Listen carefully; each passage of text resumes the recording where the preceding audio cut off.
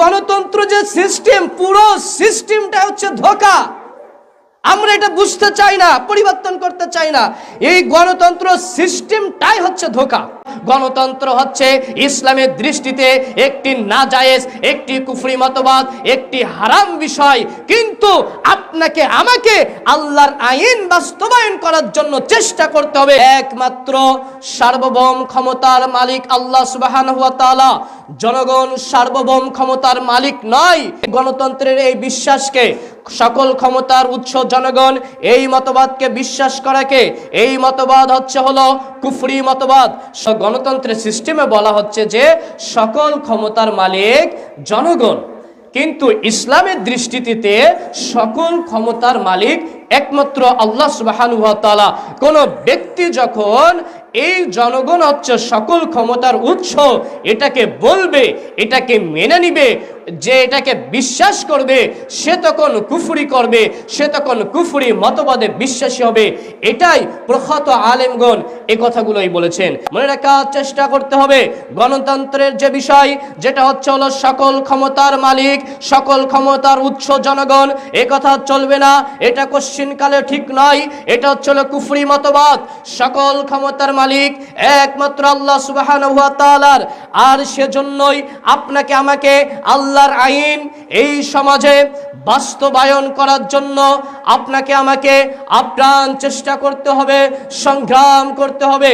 বোঝার চেষ্টা করুন, এই জমিন হচ্ছে আল্লাহ সুবহানাহু ওয়া তাআলার, এই জমিন আল্লাহর, এই আসমান আল্লাহর, এই বাতাস আল্লাহর, এই পৃথিবীটা আল্লাহর, এই বাংলাদেশ আল্লাহর।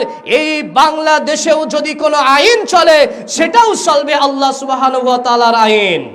সম্মানিত উপস্থিতি, যে বিষয়ে আমি বলতে চাচ্ছিলাম, জনগণ সকল ক্ষমতার উৎস নাই। এজন্য আমরা চাইলে নিজেরাই এই সিস্টেমকে ইনশাআল্লাহ একটা সময় রুখে দিতে পারবো, একটা সময় পরিবর্তন করতে পারবো। আল্লাহ সুবহানাহু ওয়া তাআলার আইন এই সমাজে প্রতিষ্ঠা করতে পারবো। সম্মানিত উপস্থিতি, যদি আমরা পৃথিবীতে যদি এগুলো দেখতে পাই, আমরা কি দেখেছি?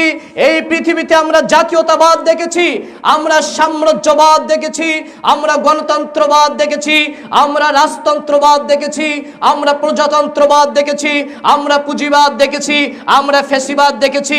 তবে আমরা কি এটা একটু দেখতে চাই না?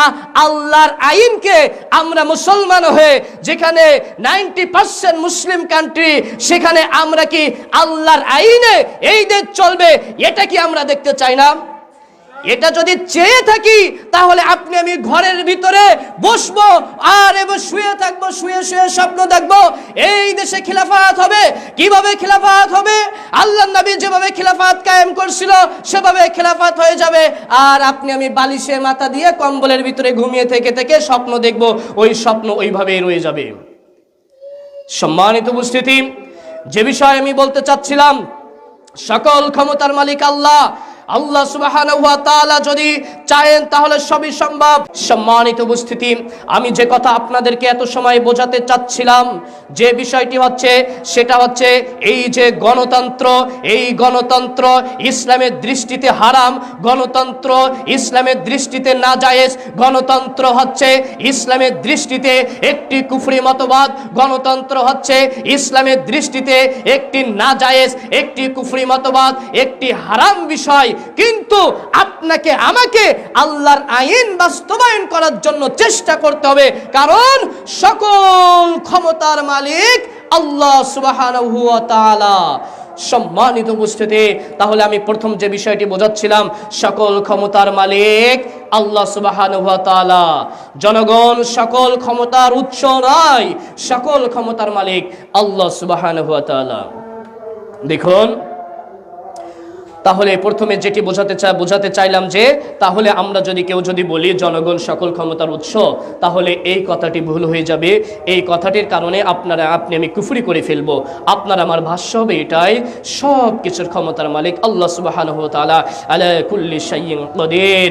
আল্লাহ সুবহানাহু ওয়া তাআলা মহাগ্রন্থ আল কোরআন সূরাতুল আরাফে বলছেন, আলা লাহুল খালকু ওয়াল আমর। আল্লাহ বলছে, শুনে রাখো হে বান্দারা, শুনে রাখো তোমরা, সৃষ্টি যার, হুকুম চলবে তার। সম্মানিত উপস্থিতি, তাহলে আপনি আমি যদি মুসলমান আমরা যারা রয়েছি, আপনার আমার অন্তরে লালিত করতে হবে, আপনার আমার নিজের জীবনে প্রতিটা ক্ষণে ক্ষণে ভাবতে হবে, যে আল্লাহ সৃষ্টি করেছে, যে আল্লাহ আপনাকে আমাকে চালাচ্ছেন, যিনি বিধানদাতা, যিনি রিজিক দাতা, সেই আল্লাহর আইনে, সেই আল্লাহর হুকুমে এ দেশও চলবে ইনশাআল্লাহ।